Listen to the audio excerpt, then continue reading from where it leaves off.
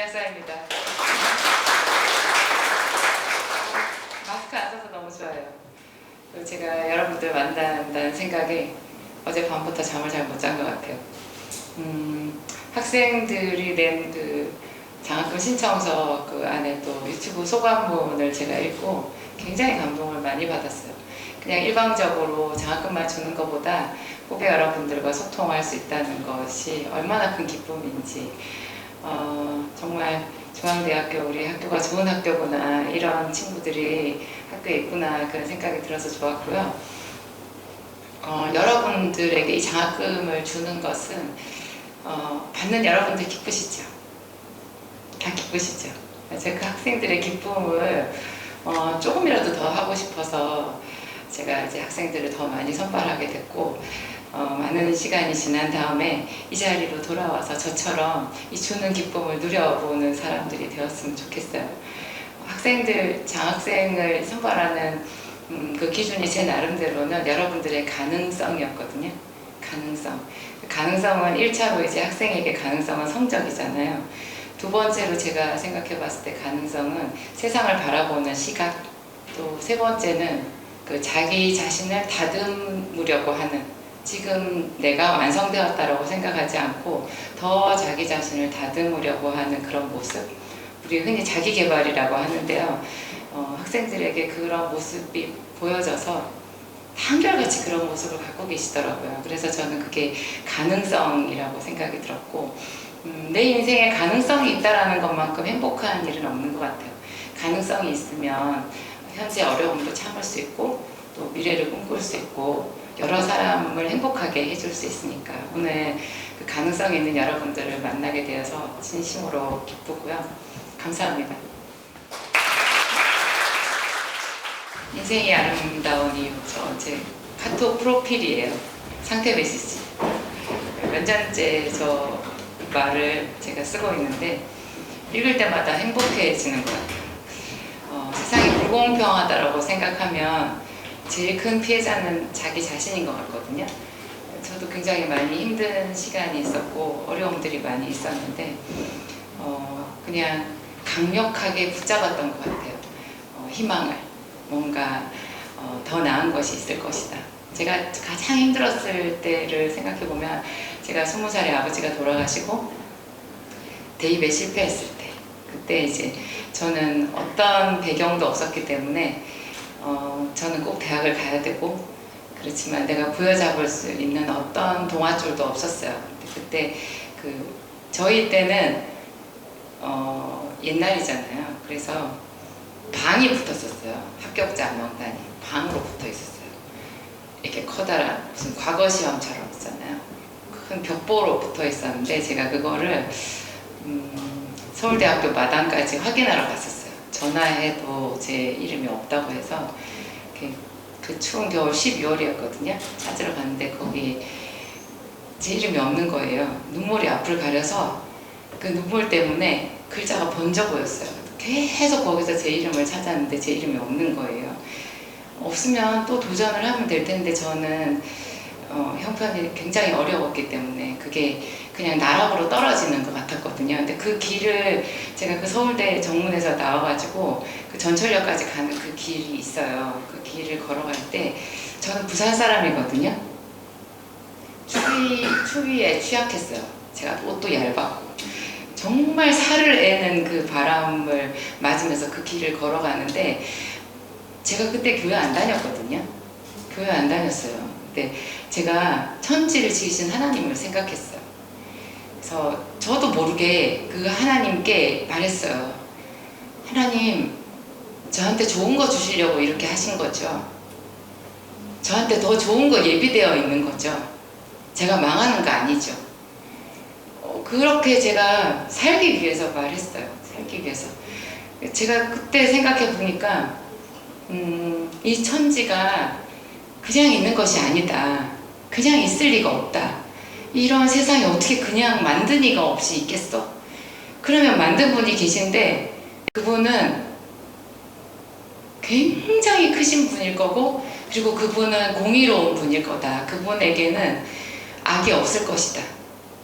그러면 내가 이렇게 노력해도 안 되고 우리 아버지가 돌아가시고 이렇게 비천하게 내가 살아가는 것은 그럴 수밖에 없는 이유가 있을 것이다.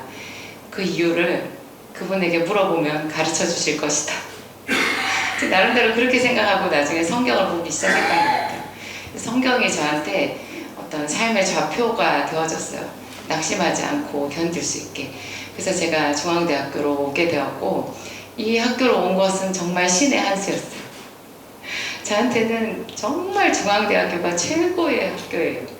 그래서 여러분들도 이 자리에서 이 자리에 앉기까지 뭐 너무 감사하게 성공해서 이 자리에 앉아 있는 사람들도 있겠지만, 원하는 곳이 다른 데 있는데 어떻게 하다가 밀려서 여기 왔다고 생각하는 분도 있을 수 있어요. 하지만 정말 중요한 것은 내가 있는 이 자리가 내가 꿈꿀 수 있는 곳이고, 내가 앞으로 미래를 개척해 나갈 수 있는 최상의 곳이라는 생각을 반드시 해야 되는 것 같아요. 제가 제일 그래도 내 인생의 5점이다라고 생각하는 게 있다면요, 제가 중앙대학교 약학대학을 다닐 때 행복하지 않았다라는 거예요. 그때 저는 제 주변에 있는 친구들이 그렇게 소중한 존재라는 거를 몰랐어요. 그냥 저는 약학 공부가 제 적성에 지독하게 맞지 않았고, 그리고 4년 동안 한 번도 실험 레포트를 제 자력으로 써본 적이 없었고, 4학년 때는 교수님한테 불려가서 너처럼 공부 안 하는 애는 처음 봤다, 그런 말을 듣기도 했어요. 제가 그 교수님한테 이렇게 고분고분했을까요? 그렇지 않았어요. 제가 화를 냈어요. 교수님은 무슨 근거로 그렇게 말씀하시는데요? 이 답안지를 보게, 자네의 답안지와 이 친구의 답안지를 보게, 이것을 지금 답안지라고 썼는가? 그렇게 말했어요. 그래도 저는 억울했어요. 제가 어릴 때부터 그래도 나름대로 공부를 잘 한다고 생각했었기 때문에 그 교수님 말에 굉장히 제가 분노를 느끼고 그랬었는데, 그 교수님 말이 맞았죠. 제가 공부를 안 했죠. 그런 상황에서 이 학교가 저한테 준 선물이 있었는데, 그게 대학교 졸업장과 약사 면허증이었어요. 대학교를 졸업하지 않으면, 그러니까 그 약학대학의 그 학부 과정을 다 마쳐야 면허 시험을 볼 수 있잖아요. 그러니까 결국 학교가 저한테 졸업장과 면허증을 줬죠. 굉장히 초라했어요. 그 당시에는. 그 당시에는 제가 약사로서 받은 첫 월급이 물론 이제 100% 다 주지 않고 얼마를 이렇게 깔아놓잖아요. 그렇기는 하지만 40만 원이었어요. 그 당시에도 40만 원은 굉장히 작은 돈이었어요. 저는 많이 힘들었어요. 근데 나중에 이제 초라한 작은 약국을 했고, 그 약국에서 많은 손님들한테 무시를 당하는 그런 일상이 저를 기다리고 있었어요. 저는 또 그렇지만 그 손님들이 저한테 와서 항상 약사인 저에게 약을 보내달라고, 자기가 어디가 필요하다고, 어디가 아프다고 말하고 제가 주는 약을 가져가는 손님들이 있었고, 그런 손님들 때문에 제가 끊임없이 그 현장에서 공부를 했던 것 같아요. 약학대학에서 하지 않았던 그런 현장에서 손님들이 물어보는 질문을 토대로 해서 더 좋은 답변을 드리기 위해서 공부를 했던 것 같고, 인생이 아름다운 이유는 첫 번째, 공의로운 하나님이 계시다라는 거예요. 지금 내가 굉장히 불리한 조건에 있고 불공평한 것 같고, 그래도 분명히 세상에는 공의로운 하나님이 계시고요. 그 하나님 때문에 제가 여기까지 온 것 같아요. 두 번째로는 오늘이 있다는 거. 제가 대학교 다닐 때 그걸 몰랐어요. 오늘이 있다는 거. 그 주변의 친구들이 좋은 줄 몰랐어요. 오늘이 있고 그 오늘 나와 함께하는 친구들이 있어요. 제 주변에 있는 이 친구들 있잖아요. 이 친구들이 제가 졸업하고 20년이 지난 다음에 대학 동기들을 만났는데, 와, 정말 이 동기들이 빛나는 존재들이더라고요. 가장 저한테 소중한 친구들이고, 내가 이 아이들과 같이 공부를 했었구나 하는 게 저한테 그렇게 자부심과 긍지가 됐어요. 이렇게 오늘이 있다, 친구가 있다, 그런 거. 그리고 이렇게 나의 출신 학교 중앙대학교가 있다라는 거. 그리고 정말 기가 막힌 한 가지가 있는데요. 이 세상의 법칙은 공식이 아니에요. 학교 다닐 때 우리는 수학 공부를 하면서 굉장히 열심히 수학 공부 뭐 이제 수능 잘 봐가지고 좋은 대학교 가야 되니까 얼마나 열심히 수학 문제를 풀어요. 그것 때문에 논리적인 사고를, 이렇게 사고력을 기르는 좋은 점도 있지만 좀 안 좋은 점이라고 하면 세상을 그렇게 공식화 시켜서 보는 거예요. 그래서 약대를 나오면 약사가 되고, 의대를 나오면 의사가 되고, 또 연봉, 뭐 의사가 되면 연봉이 얼마고, 뭐 회계사가 되면 연봉이 얼마고, 그걸로 자기 인생의 등급이 정해지는 것처럼 생각하는 거예요. 이게 수학적인 사고방식의 폐해라고 저는 생각이 들어요. 그런데요, 저를 보세요. 제가 이렇게 성공을 거둘지 저도 몰랐어요. 정말 몰랐어요. 저는 대학을 졸업하고 유학을 가고 싶었어요. 독일로 유학을 가고 싶었어요. 꿈이었어요. 하지만 대학교 4년 동안 등록금 내는 것이 너무 버거웠기 때문에 제가 마지막 등록금을 내면서 제 친구랑 그랬어요. 우리 빨리 대학 졸업하고 돈 벌자. 너무 힘든 거예요. 그래서 그냥 생활 전선으로 뛰어들었는데 척박했죠. 근데 그 척박한 환경 속에서 그 내가 매일 약국에 오는 그 손님들 때로는 진상도 많고 막 고통도 있어요. 매출이 제대로 되지를 않아가지고 월말에 결제를 못 해줘서 정말 어디로 숨어버리고 싶었던 때도 많이 있었고 그랬는데 그 속에서 계속해서 자기 개발을 하잖아요. 그 생활 전선 속에서, 그 현실의 생활 속에서 내가 터득하는, 그 생활 속에서 터득하는 그 지식이 있잖아요. 그걸 내가 찾아서 하는 거. 대학 공부를 하는 것이요. 그런 그 삶 속에서 자기가 직업 전선에서 필요한 지식을 습득하는 어떤 그런 연습장인 것 같아요. 대학에서 그런 공부를 하다 보면 내가 나중에 직업 전선에 갔을 때 그 내가 지금 연봉 얼마야 이런 것에 갇히지 않을 수 있어요. 현실은 연봉이 작다고 해도요, 현실은 내가 워라밸이 영 없어요. 그렇다고 해도 그 자리가 나를 위한 최선의 그 이렇게 출발선이라는 거를 저는 학생들한테 말해주고 싶어요. 저는 그냥 그 일을 했거든요. 저는 대학원을 가지 못했어요. 유학도 가지 못했어요.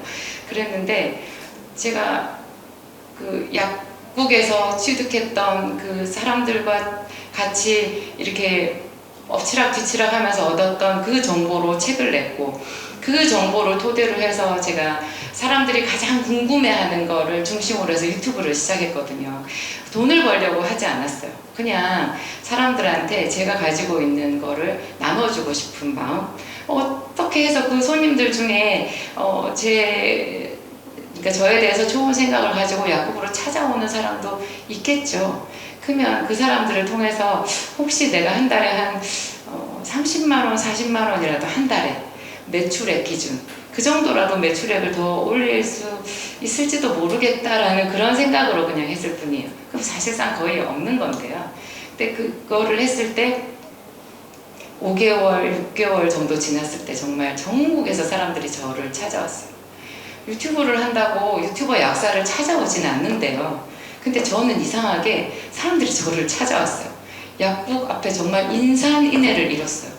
제가 정말 사람들이 제일 만나고 싶어하는 그런 약사가 된 거예요. 그래서 저를 만나기 위해서 찜질방에서 하룻밤을 주무시는 분들도 있었어요. 전날 와가지고 대기 시간이 서너 시간씩 되니까 제가 그런 약사가 된 거예요. 그래서 뭐 제가 생각할 수 없는 그런 매출을 올리고 돈을 벌게 되니까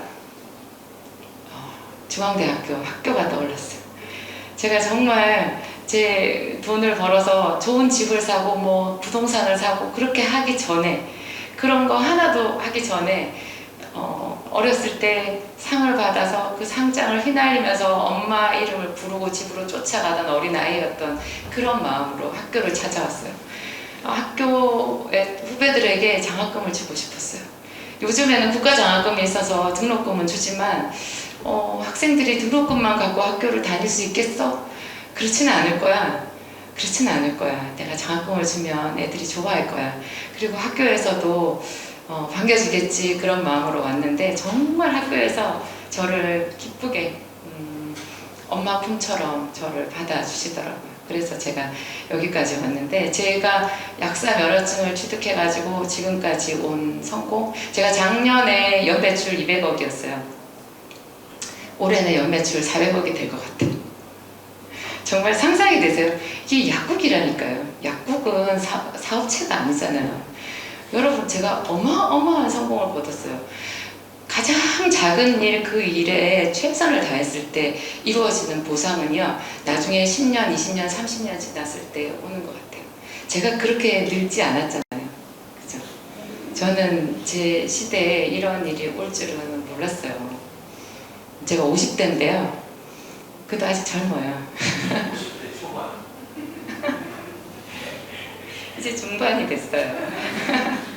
제가 나이를 꽤 많이 먹었는데 하여튼 여러분들한테 그 희망을 주고 싶어요. 제가 여러분들한테 희망을 주고 싶고, 그래서 제가 사업을 하는 한 이 장학금은 계속해서, 발전기금과 장학금은 해마다 꼭 하고 싶어요.